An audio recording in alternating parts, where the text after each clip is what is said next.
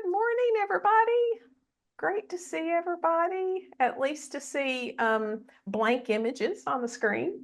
So thank you guys for joining. If you don't mind, let's kind of introduce ourselves in the chat. If you would put your name, your organization, and how many inches of snow that you got. So let's see what comes up there. So let's take a look in the chat. Put in your name, your organization, and how much snow and ice. We all got a little bit of ice. I see that folks out at Redbird Mission got 4 plus a half an inch of ice. I'm here in Hazard, and we didn't get very much snow, but we did get about an inch of ice. But we didn't get a lot of snow. I'd say maybe a couple inches of snow, not much. Hey, Sandy, Kentucky Highlands showing up. So 3 inches and an inch of ice, my goodness. In the bluegrass, we see that we got 5.5 inches and some ice. Oh my goodness, Connie from over in Prestonsburg, Paintsville area, she got 7 inches of snow. 2 inches in Huntington. Thank you for joining us from Huntington. Hi, Sarah. Thanks for joining. She's helping us with prospecting, 3 inches. Kentucky Advocates, Amy, 6 inches of snow. Wow. Okay. Thank you guys very much. Really appreciate you joining us. We are here to talk about how to use a 990. I'm going to go ahead and start sharing my screen here.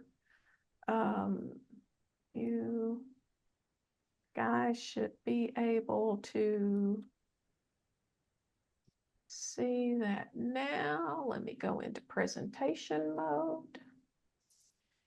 And let's go back to the beginning.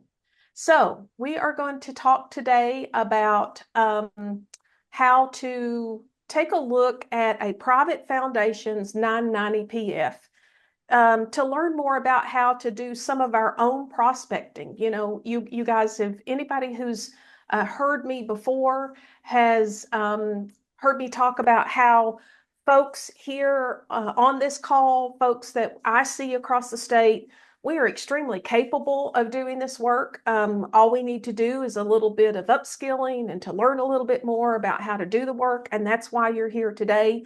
I have tremendous faith and confidence in the folks that are on this call and the folks across Kentucky who are doing important work, serving others, serving our community, our environment, our pets, that we can do this work. And so I want to teach you a couple of tips and tricks about how to do that a little better. So a little bit about us. Most of you might have already know a little bit about Grant Ready Kentucky, but Grant Ready Kentucky, we ourselves, we're a nonprofit. And so we understand and we're deeply embedded into the nonprofit ecosystem. We understand it. We understand what it takes to make this work. But we do a lot of services to help nonprofits and local government and other agencies across the state become better equipped to pursue external funding, whether that's private foundations, grants, whether it's federal grants, whether it's state grants, whether it's other opportunities for resources, bringing resources into your organization. So through that, we can do some one-on-one coaching. Of course, you're here in a training. We can also do some prospecting, and we actually have grant writers who can help with grant proposals if you need that assistance as well. So a little bit about me. I am the Chief Strategy Officer for Grant Ready Kentucky. I'm not going to read all this, but I do have some exciting news to announce. As of this morning, we have been approved as a GPA approved trainer. So we're excited about that. Very thankful for the opportunity to apply for that, and we were granted that. I also am a GPC, a grants professional certified. And so there's only a few of us here in Kentucky, and I just wanted to kind of share that as well. If you have questions, please put those in the chat, and we are going to try to answer those at the end. And so just feel free to do that. But also, at this point, I want to learn a little bit about you. And so if you don't mind, take your phone and let's scan this QR code. And let's learn a little bit about you. I'm going to give you just a couple of minutes, well, not minutes, but just a few seconds here to scan the QR code.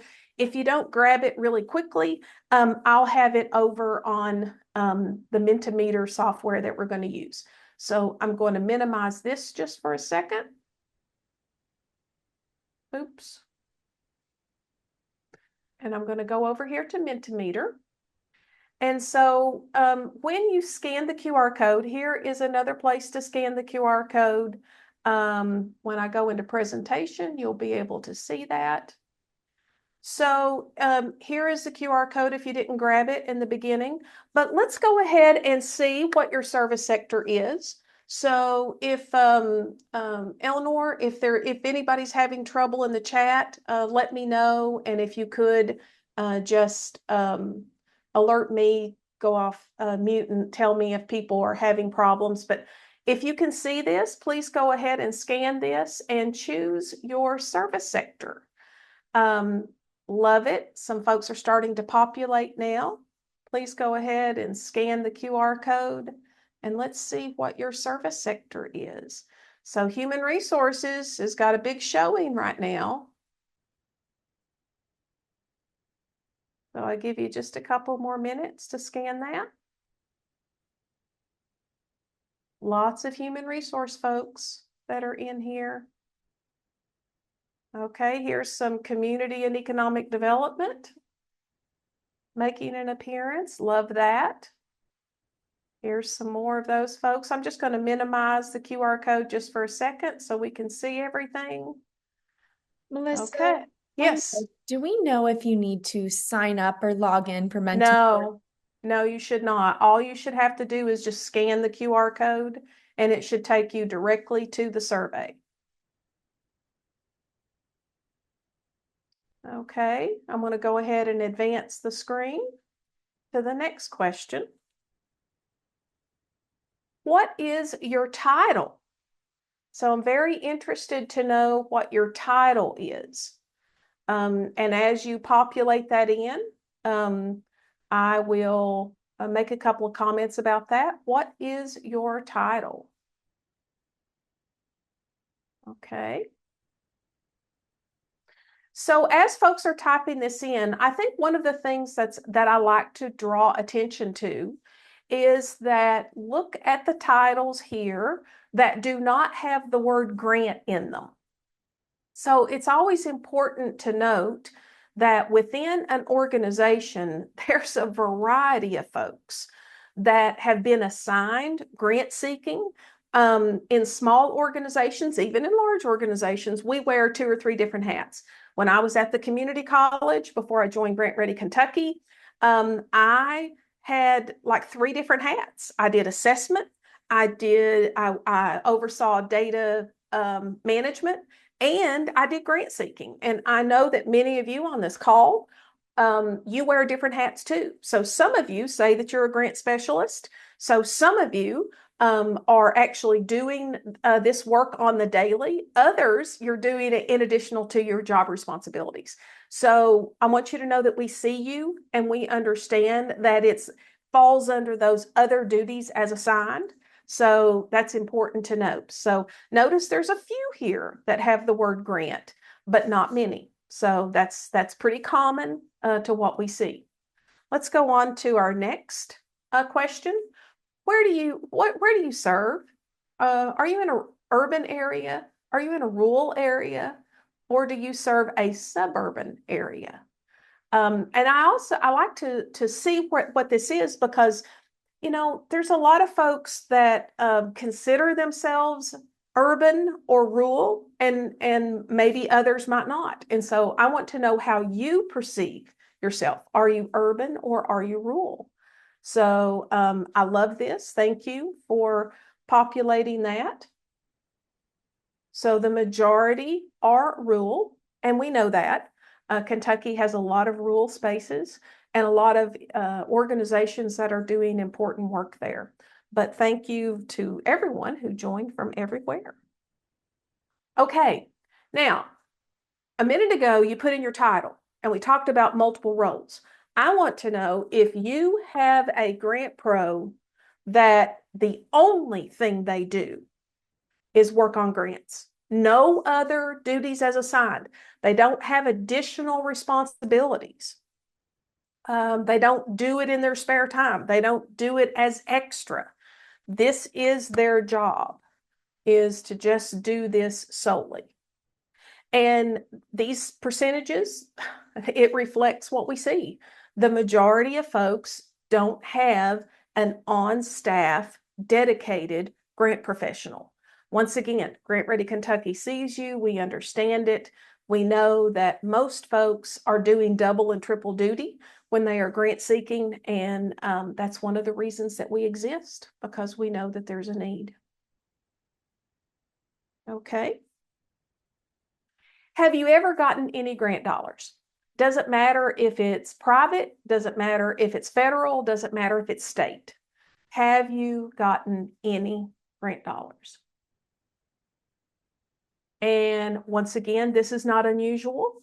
The majority of you, just as I mentioned before, you are doing this work. You're not being held back. You are bootstrapping and putting on that extra hat and putting in those extra hours, and you are bringing in grant dollars. And so we're thankful for that, because without without external dollars, most of our work would not be possible.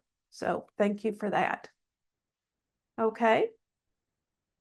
Thank you for that. Now, I really appreciate you doing that, because you helped us collect data.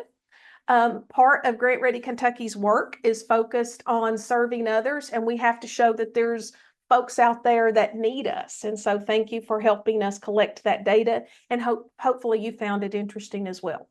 Okay, so 990s. Why does a nonprofit need to think about looking at a 990? Why does it matter? Well, one thing for sure is that it's free for us to look at. It's not an extra cost that we need to try to sign up for some type of grant seeking service. This is something that we can do on our own. But when we start accessing it, we can see that it gives us an inside picture that sometimes we hear through maybe an article or something in the news. But here we get to take a little deeper look inside, and we get to see what the foundation is telling the public, because it is a public document. Sometimes they're found on folks' websites, but we're going to show you how to find them regardless. And it helps you take a look and go, okay, is this funder really aligned with our organization? Are they giving to causes that are similar to mine? Do they have the resources to give the kinds of funds that we need for our project? So it's helpful in that way. So what can you learn? You can learn how large a foundation is, how much they're giving. You can learn who their board members are and their key staff. You can find out whether or not they accept an unsolicited proposal. Believe it or not, there are some private foundations who have already decided who they're going to give to in their organization, and they don't accept unsolicited proposals. So we need to know that before we spin our wheels and waste time on a proposal.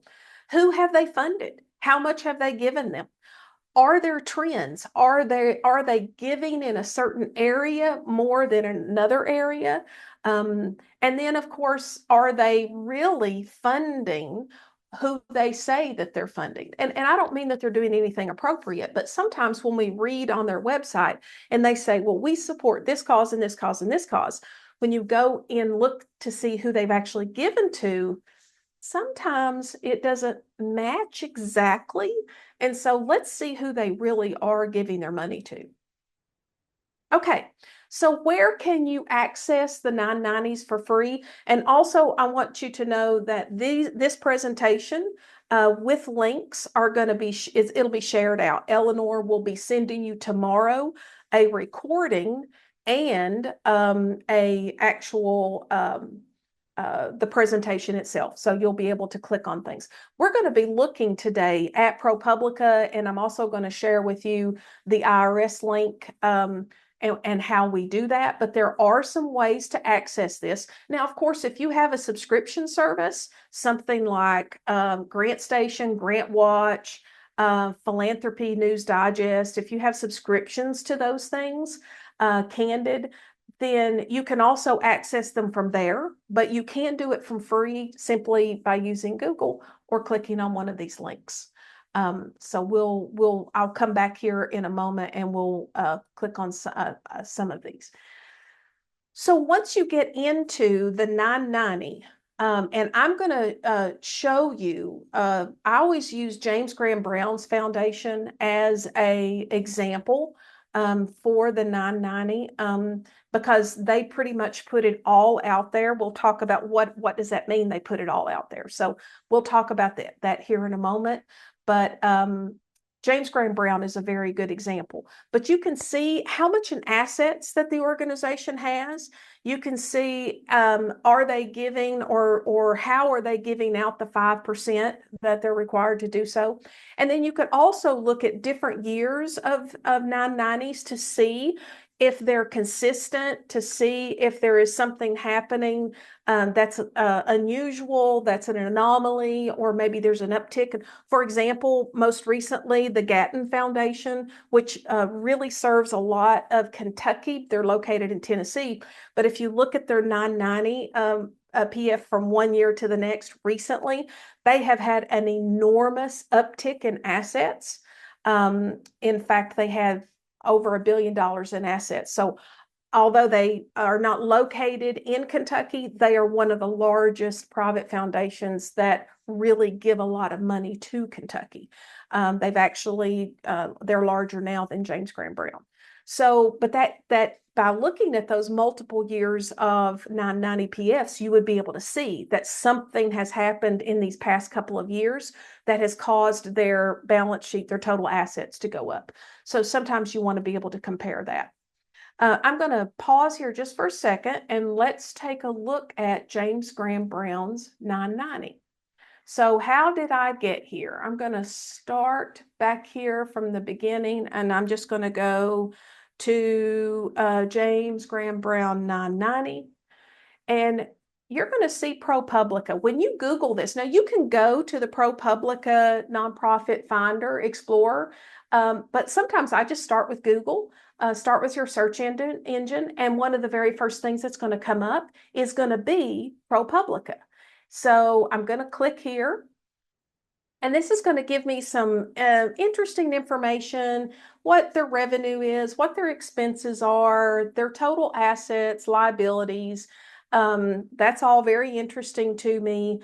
You can see how they've summarized some of this, but right over here is the most recent 990 PF that ProPublica had access to. And so we're going to click on this. And it's going to take us to their 990. So as we look down through here, I'm going to, and forgive me, some of this I'm going to scroll kind of fast, and so shut your eyes because it may hurt.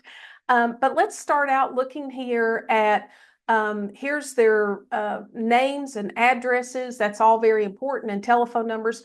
By the way, unless you have a relationship with these folks, don't just pick up the phone and cold call them. Any private foundation. So this information is here, but we just don't want to just pick up the phone and call and ask for Mason Rummel. You'll see who she is here in just a moment. She's the CEO of James Graham Brown. Now, if you have a relationship with her, that's different, but we're not going to cold call folks.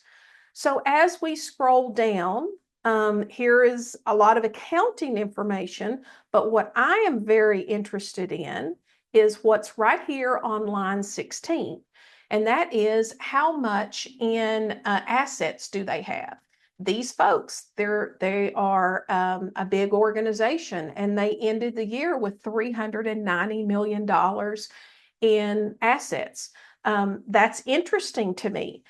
Because there are a lot of private foundations out there that may have just a tiny bit of money in there. And if they do, I know that if I need, $50, $60, $70,000, that I probably can't get that from that foundation. But if I see a large foundation like this, then I know that they probably are giving out quite a bit of money. And in fact, I can come up here and come down here, sorry, and look at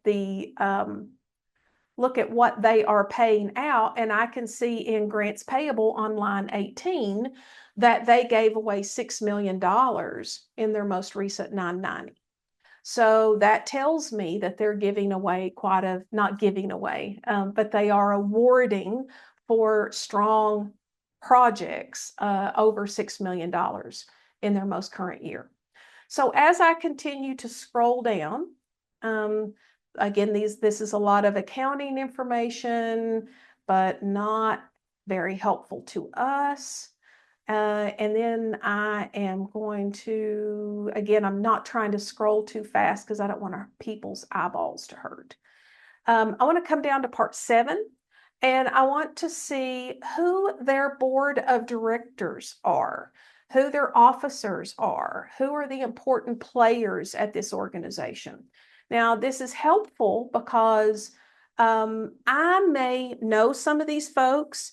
My leadership may know some of these folks. My colleagues outside of my organization may know some of these folks. So, for instance, I know Crit Llewellyn. We have heard, obviously, of Jerry Abramson, Ben Chandler. We know him. Scrolling on down, I know Aaron Thompson. He is the executive director of the Council on Post-Secondary Education. You do see that Mason is listed here. Again, she's the president and CEO. I also know Black Pickett. Now, I know Black because Black is my program officer. He is someone who I knew before he joined James Graham Brown. And so I was able to, when I sought funding from James Graham Brown, Black was my contact. And so I literally reached out to him in a message in LinkedIn. And that's how the conversation started and ended up leading to some great funding. So, but keep going, because then you see highest paid employees. There's a number of folks here. Maybe you know one of these people. So once again, we want to see, does anyone know somebody on this list? Because that could be helpful to us. Another thing to look at, believe it or not, is who are their contractors? Sometimes we may have a relationship with one of their contractors. So that may be another way to get an introduction. So I'm going to pay attention to see if I know any of these folks or any people that might work for them. So I'm going to continue to scroll down. Again, I don't want to go too fast. Okay, and then we're going to come down here to part 14. And under part 14, we're going to find out a little bit of information about how they award funds. I really want to look at this box. And number 2, if this box is checked, I need to pause for a moment, because it's telling me that they do not accept unsolicited applications. They only have pre-selected organizations that they support. And so whether I have a relationship that I might be able to have a separate private conversation with, if I don't know these folks and if I don't have that relationship, if that box is checked, I may have to stop and find another connection or move on to a different private foundation.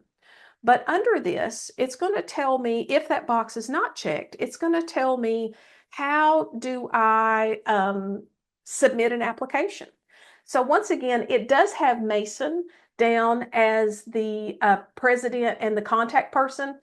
Um, but please don't call Mason, or don't send necessarily Mason an email unless you have a relationship with her.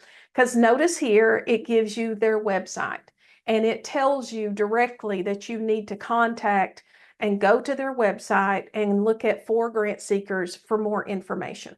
And so you would find out from their website how to do that. Now, I'm bringing a special attention to this because there are some private foundations out there. For example, if any of you know about E.O. Robinson Mountain Fund, E.O. Robinson Mountain Fund does not have a website. And so, unless you are already familiar with them, have a contact with them, have a relationship, you're not going to really know how to apply. And so, but if you go to their 990 and you scroll down to this section, you're going to see how to get up with them. And her name is Janet Stallings, and it has her telephone number, and you would call and you would talk to them, and then they would send you some information about their application. They do have a couple of different cycles each year that they accept applications, but again, unless you have a relationship, the 990 is where you're going to learn about how to communicate with E.O. Robinson Mountain. And that's just one example of a private foundation that you need to look at their 990 because that information may not be available otherwise. But here is the really exciting part. So after we learn how to submit an application, now we get to see who they have funded in the past. Now, let me give you a caveat here. Not every organization attaches this supplementary information. So you'll get really excited, you'll go out to ProPublica, you'll find their 990, you'll scroll down, and this section is missing. But if you go out to the IRS's website, the entire filing is made available. And so you still can find it if it is not available here on ProPublica. But here, this is why I use James Graham Brown as an example, because they are very faithful to attach it. Now I can see who they have funded in the past. I can see where they're funding. I can see there's Louisville, there's Danville, Washington, D.C., Louisville, Berea, Hazard, Portland, Oregon. Again, these are that you can see it says right there, it's membership dues. Versailles, HCTC or KCTCS, Frankfurt. So you can scroll down through here. There's Lexington, and you can see a variety of places that they have funded. Now I'm looking at location, but now I'm also interested in who they have funded. Now you can do a Control F right here and type in something and look for it. So for instance, I saw Hazard on there, but maybe I want to know if they funded anything in Hazard. Maybe I want to know if they have, let's see, program support. I see 16 references for program support. So I can see, well, are they giving to causes similar to mine? Now, I will tell you that their website provides a little bit more detail about each organization that they funded, and it has a little description. This is a good place to start. If you see someone on here that is similar to your organization, then you could go out and look at the website and find out a little bit more. But you can see that there is a variety of organizations, a variety of different kinds of programs and initiatives. And maybe there is something that is similar to your organization that you would like to look at. So at this point, I'm going to pause just for a moment, and I'm going to go back to the presentation. Eleanor, are there any questions in the chat so far? Nope, we are all good. Okay, so I'll just give folks just an opportunity. If you have any questions about that example 990, go ahead and drop that in the chat. And and Eleanor, if a couple of questions come in, I'm gonna go ahead and move forward. But if a couple of questions come in, then let me know about that. Okay. So again, when we look at when we look at the 990, we can see who got the grants, how much, and for what. Another thing we're interested in is, are they giving funding to the same folks? Now, you would have to look at um, multiple 990s to see this. I know, for example, that they have given Center money more than once. I know that they have given some of the organizations in Louisville funding more than once. They've given KCTCS funding more than once. And so, and what that does is that says, well, if I can establish a good relationship and I can get into their shop and actually get some funding, then I might be able to get some funding again later. Now, most private foundations are not necessarily going to give new grant application awards each year, but they are, especially sizable applications, they may give you an amount of funding over 2 or 3 years. And they'll say, that they want the project completed or the work finished in 2 or 3 years. That'll be, negotiated up front. But after that, you might need to let them rest for a while, right? Because going right back and asking for funding again, maybe, maybe not. If you have a good relationship, maybe. If you're just getting your feet wet with them, you might need to let that rest and then come back a little bit later. But you can see whether or not they really are repeating grantees. You can see if they are giving general operating support. I don't know how many of you on here think about this, but we think about it on the daily. How can we cover our general operating support, right? Most grants are program oriented. There's not a lot out there for general operating. There's not a lot of money in private foundation stuff out there for capital. So if we need to renovate or we need to build, so we are looking for foundations who can also give us those kinds of funds as well. So look for that in the 990. We already talked about, where are they giving? Are they giving? So years ago, James Graham Brown was primarily focused in Louisville. That has changed over about the last 10 or so years, and now they're giving more statewide. But even though they said they were a statewide foundation, in the early years, you would go and look and it was Louisville, Louisville, Louisville.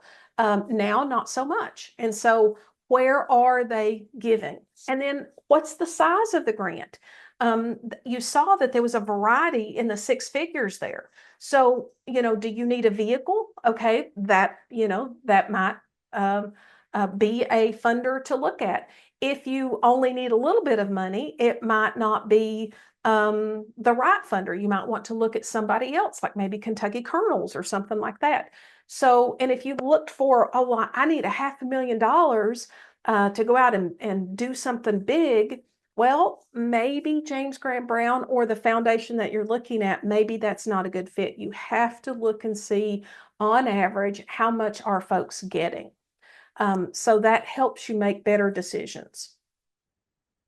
And again, as I mentioned before, are they giving to the folks that are representative on their website that they say their priorities are? I've seen a couple of national foundations that are not like the big ones, but I've seen some national foundations that it seems a little contrary who they're actually giving to based on what they have on their 990. So it is important to look at that.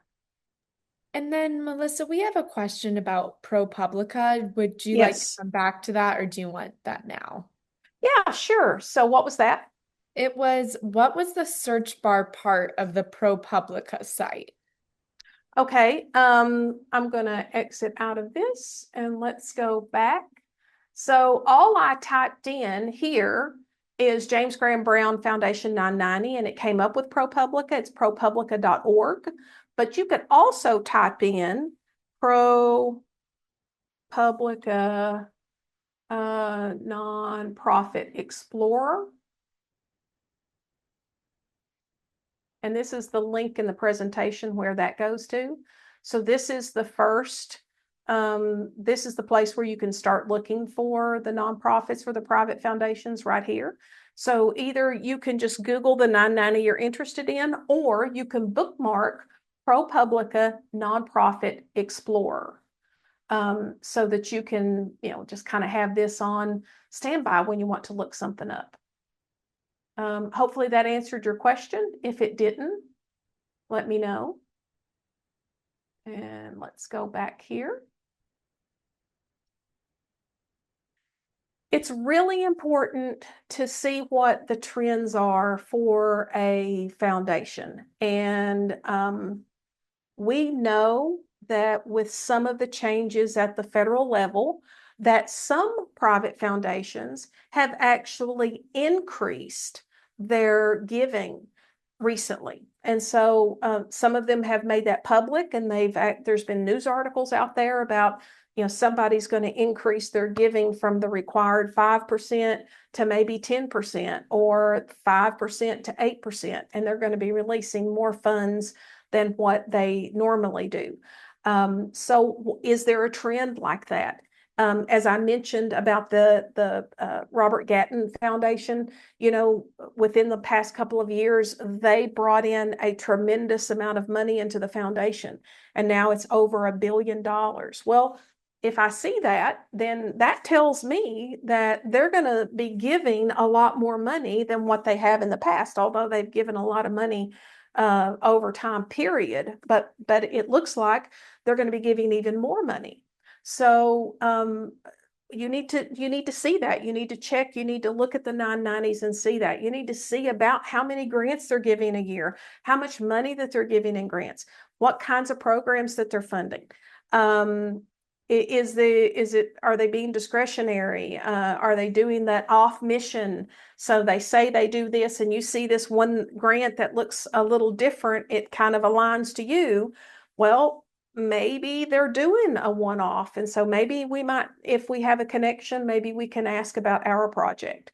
So it's really important to understand, looking at the 990s over time, what is happening with that organization. Some organizations, because of the trends at the federal level, even pull back a little bit for a while because the stock market was fluctuating, and so their returns were fluctuating, and they were a little nervous, and so they didn't want to affect their bottom line too much, and so they kind of pull back. There are also a few foundations that are sunsetting. So we've all heard about the Gates Foundation. They recently made a decision within the last year or so to sunset. And what that means is they're going to spend down all their assets. They're not going to maintain an endowment and worry about the return on investment. They've set a date. They say, we're going to sunset by this date. We're going to give away all the money. There's a foundation out in West Kentucky that I'm familiar with who is also sunsetting, and they are sunsetting fairly soon. So that says whatever money we have left, I think the last time I looked, they had about $6 million in assets.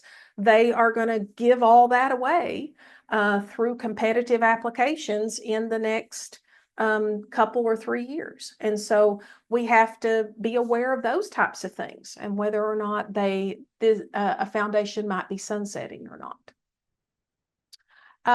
So we talked about the board. I think it's really important that we pay attention to that. And then how can we connect? Cold calling private foundations is difficult work. The best way in is through some type of warm connection. And so again, in my situation, I happen to know Blake Pickett, and so I was able to communicate with him and start that conversation. So let's find folks that we know. Let's talk to people and say, do you know someone from here? Do you know someone from there? And see if you can get a warm introduction, because cold calling, there's some national foundations that have these, open applications and they just, it's kind of a free for all. Most of those that you submit to, you don't ever hear anything back from. But the folks that are here in Kentucky that we want to build relationships with, that warm connection is really important. This is an excellent time for you to be able to engage your board. Sometimes we have boards that are not as active as we want them to be. This is an excellent way that your board can be a help to your organization and to engage in fundraising is simply by reaching out and opening doors for conversations. And so it's an excellent way that your board could be of assistance. Again, make sure you follow the application process. We are not going to pick up the phone and try to call Mason Rummel. We are going to go to the section below where it says go to their website and look at grant seekers. So let's follow that application process. Now, if there's not a website, for instance, I was saying E.O. Robinson, Janet Stallings was that contact, and there was her telephone number. And so I started with a telephone number. I now have Janet's email address. Juanita, not Janet, Juanita Stallings. I now have Juanita's email address. But initially, I had to make a phone call. And she answered. She is not the head of the organization. She is just the grant person. So I was able to start that way. Don't give up. If it does say unsolicited, is there a connection? Is there an opening? Is there a way to find a warm introduction? So let's try that. We talked about the contact information. That way you can see who the players are and who is involved. On those employee sections, although it said highest paid employees, it does say that, Black Pickett is a program officer.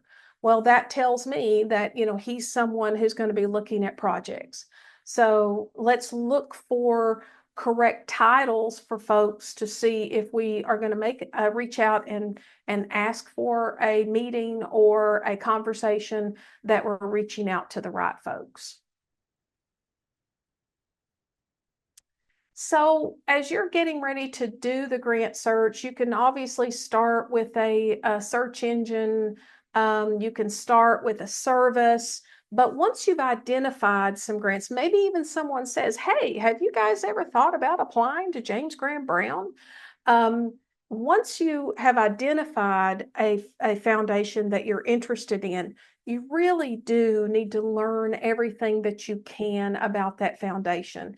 And the 990 is one of those tools, not the only tool, but it's one of those important tools that you need to use to be able to see whether or not that private foundation really fits with your mission, your project, the size of the ask that you need, your geographic location. So it's really important to use this. Go in with as much information as you can have. So you're going to do all of your investigative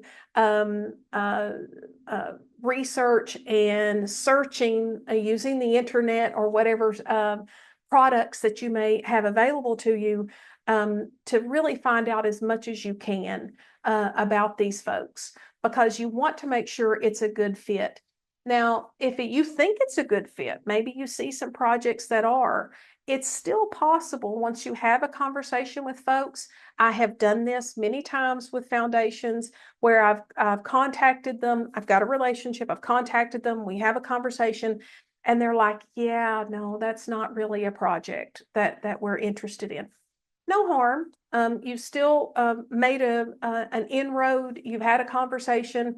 So maybe there's a project in the future. So don't worry about being told no. Let's just keep them in our toolbox and be able to use that later if we can. So, but doing that research will in some cases help you not waste time if you see that they've never funded anything similar to your project or in your location, or if the amount is just not, they don't fund enough to meet your need.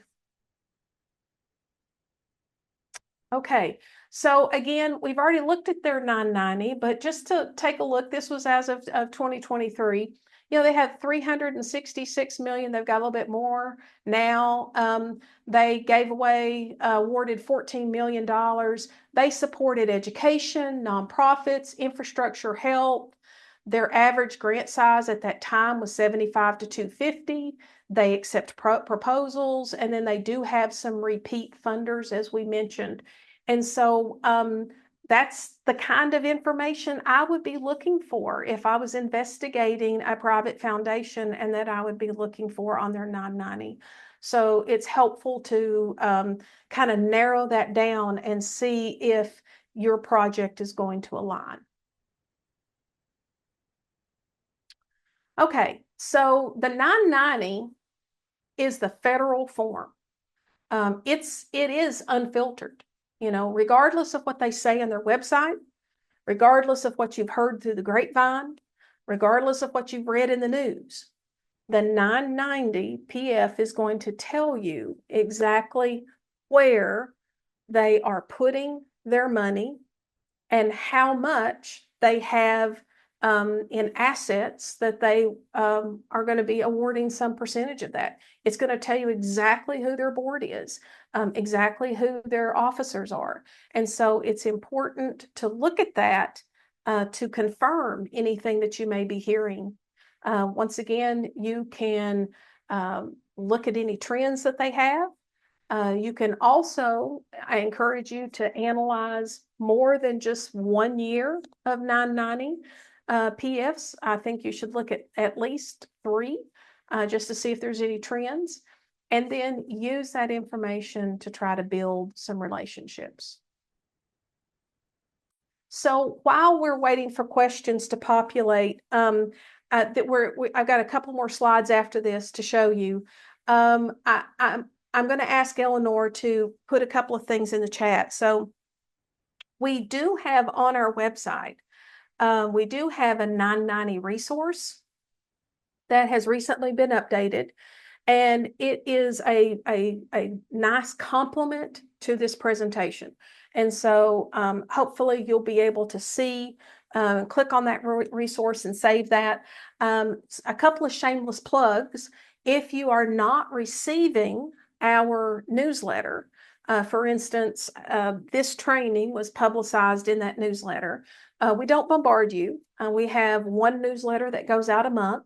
And then there's maybe 1 or 2 other things that you might hear from us throughout the month, but you will only get one newsletter a month, and it is chock full of really important information.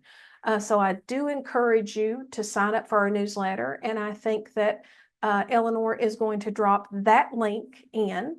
And then, of course, we have some other trainings that are coming up. So we partner with the Kentucky Nonprofit Network, and we take our trainings all over the state of Kentucky. And so we have a couple of things. I think we have our whole list of KNN trainings on our website right now, but some of them are just save the dates. We put that out there so that you can make some plans and you can see when we are coming to an area close to you. And you can kind of maybe put that save the date on your calendar, and then you can sign up as those registrations are made live. But we wanted you to be able to have an informed decision, because we've had some people that'll come 3 or 4 hours away only to find out that there was a training next month that was a lot closer. And so we wanted to make sure that you had all of that information. So if you go to our website and you look on the left-hand side, you will see trainings, and you can click there and see all the things that we have that are coming. So, and one other interesting thing you might be interested on our website is we also have funding opportunities. So we try to put together a really nice curated list of open funding opportunities that fund in Kentucky. And so once again, on the left-hand side, you can look for funding opportunities and go out there and learn more about what is available. It's a combination. There's some state stuff, there's some private foundation stuff, and then there's some federal things out there. So, and I think in our newsletter, we always feature some of those funding opportunities each month as well. So be sure to subscribe to our newsletter.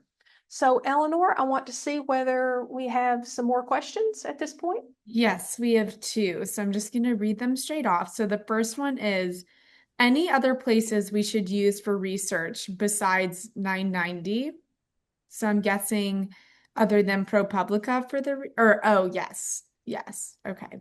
Oh, okay. So as far as researching, um, before you apply to a funder, if they have a website, you should memorize that website. You need to know everything that there is to know about that funder.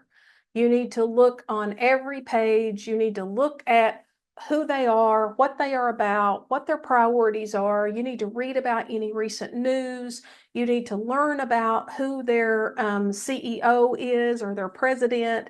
You need to know as much about that funder as you can. So I can't tell you how many times that I have had coaching sessions with a client who's interested in a private foundation and they've never been to the private foundation's website. Now, we just mentioned that there could be some that don't have that, but that's in the minority. That's not that many. Most folks have a public space. Do they have Facebook? Do they have LinkedIn? Are you going out and stalking them on those social media sites? Are you learning to see what kinds of cool and exciting things that they're interested in? That way, once again, you can see what is aligning to your work. And so you need to learn as much as you can about that private foundation using just a search engine, using their website, using their social media sites. That is the best way to do that. There in the presentation earlier, there are a couple of places that I have clicks. ProPublica, there's an IRS website.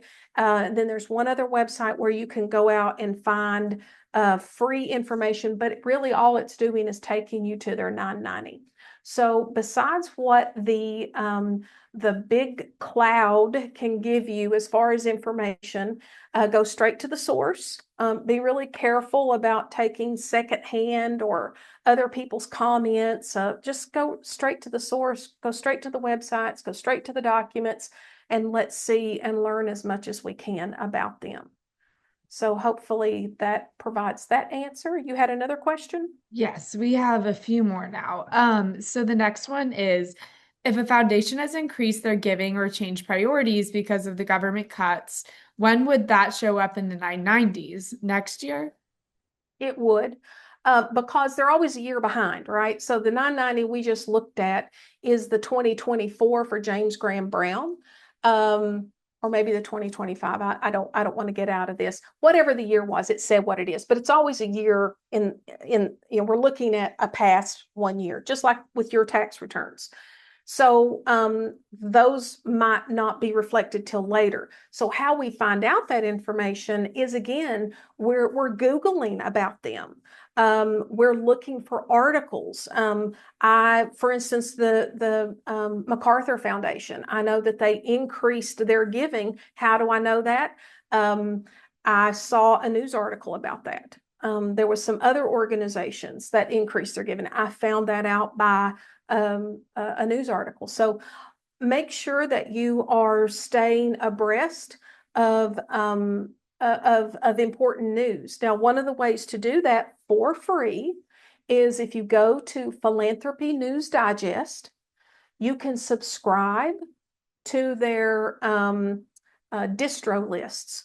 And when you sign up for free, you're going to get 3 different kinds of emails. You're going to get a philanthropy news email. You're going to get a request for proposal, RFP email, and then you're also going to get a jobs email. Those don't always, the jobs come when they have something to tell folks about, but the RFPs and the news emails, they come a couple of times a week. And so you can learn about what's going on from there. I also personally have, or Grant Ready Kentucky has a subscription to the Chronicle of Philanthropy. And so by having a subscription there, I go out and I look and I read the news and learn about what's going on, look at some editorials, read about trends. But Googling, if you don't have it in your budget to subscribe to those organizations, you can certainly just Google. Problem is we have to remember to do that, right? So we need to put it on our calendar to check for that occasionally. Some more questions? And also, Eleanor, help keep me on time. Yes, so we have two more questions and only about 5 minutes left. So let's see where we can get on these, and then the survey would be our next thing. But so the next question is there an easier way to get a list of multiple years 990s? I've only seen the recent ones on ProPublica.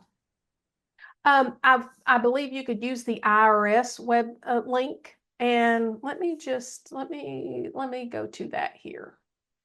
Hang on just a second. That's perfect because our next question is, could you show us how to find a 990 directly through the IRS? I sure can. So I have this bookmarked because we go there quite a bit. So I will drop this. Let me drop this link. Or can you grab that? Well, you probably can't grab that. Let me drop this link in the chat. Okay, the link is there. So here is the IRS's website.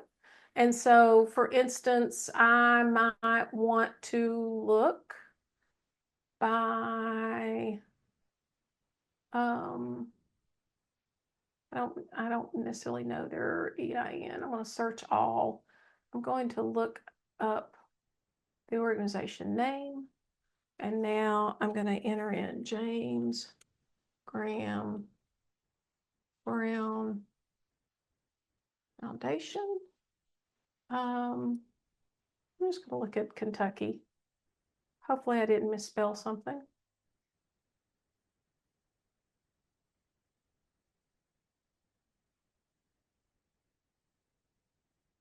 It's thinking. You guys can see my screen, right?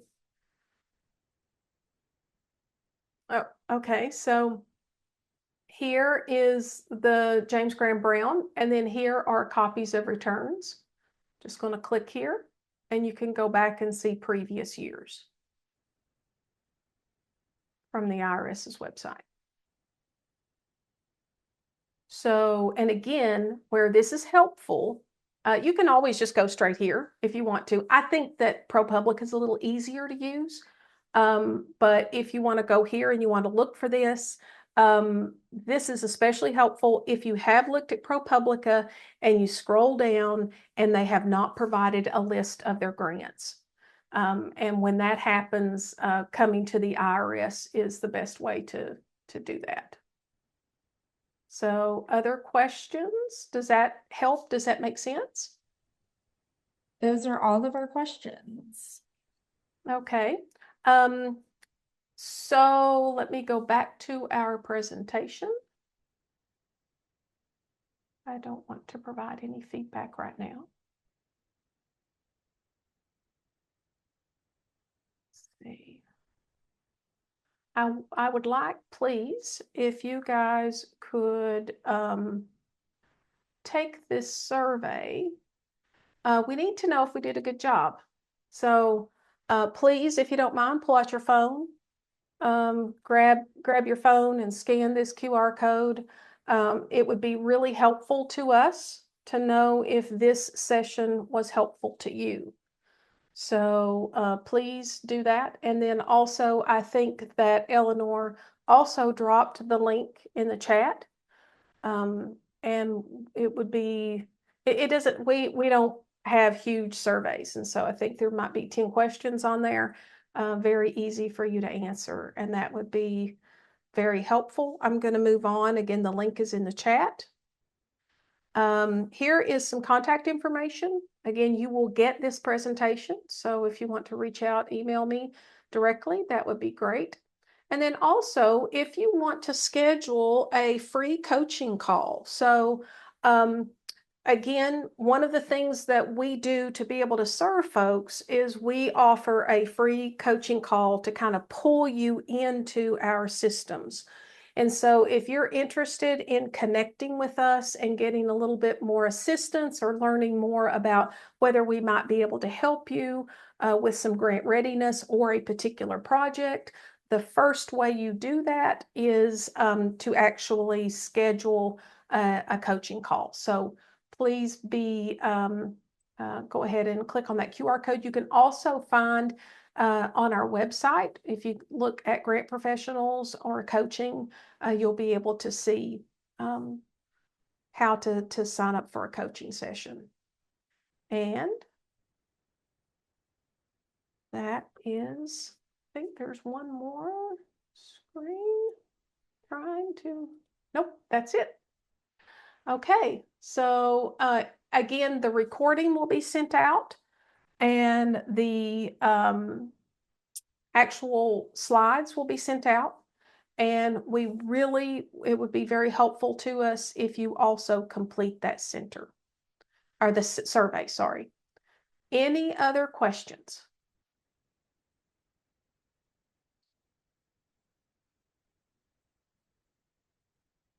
Okay. Well, I appreciate this. I believe that at some point in the future, this recording may be shared on our website. So watch for that. We might even send a link out to that in a future newsletter. So please subscribe. And if you want to watch the session again or share it with someone else, you can do that. So really thank you guys for joining today. I really hope that you found this helpful. And please do fill out that survey and let us know how we can make it better. Any other questions? Okay, thank you guys so much.